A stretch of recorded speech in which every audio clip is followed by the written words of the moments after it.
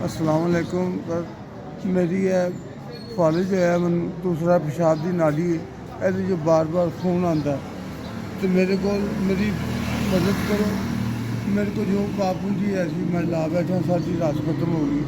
हूँ मेरे को ना घर रोटी खान जोगा पैसा तो ना दवाई लियान जोगा। मेरी इन्नी की मदद करो कि मैं कोई महीने दो की दवाई कट्ठी ले आवा। सर 3 ਧੀਆਂ ने मेरिया ਤੇ ਕਿਰਾਏ ਤੇ ਨਾ ਮਾਲੂਮ ਖਾਨ ਵੀ ਮੈਨੂੰ ਤੰਗ ਕਰ ਰਿਹਾ ਤੇ ਬਿੱਲ ਵੀ ਮੇਰਾ ਆਇਆ ਹੈ। ਮਜ਼ਦੂਰ ਆਦਮੀ ਆ ਮੇਰੀ ਸੱਜੀ ਬਾਂਹ ਨੂੰ ਫਾਲਿਜ ਹੋਇਆ ਤੁਸੀਂ ਇਹ ਦੇਖ ਸਕਦੇ ਨਾਲੇ ਥੈਲੀ ਲੱਗੀ ਪਿਸ਼ਾਬ ਦੀ। ਇਸ ਤੋਂ ਵੀ ਮੇਰੀ ਜਾਨ ਨਹੀਂ ਛੁੱਟਦੀ ਪਈ।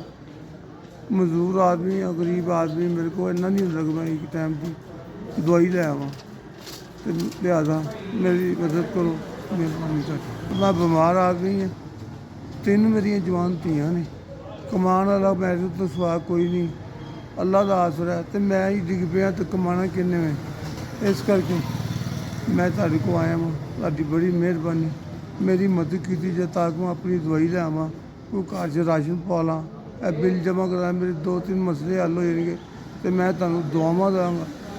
अल्लाह पाक तुहानूं खुशियां देवे तरक्कियां देवे कामयाबियां देवे।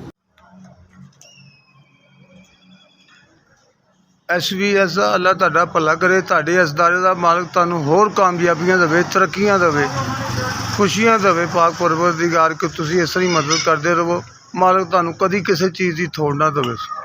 SVS मैं तुहाडा बहुत शुक्रगुजार हाँ कि तुसीं मैनूं 5000 रुपया दवाइयां वास्ते दिता है। हालांकि मैं फालिज का मरीज़ हाँ मेरे नाली भी लगी है। चलो फिर तभी तुसीं मेरी मदद की थी मैं तुहाडा बहुत बहुत बहुत बहुत शुक्रगुजार हाँ। मालक तुहानूं तरक्कियां देवे खुशियां देवे कामयाबियां देवे आमीन।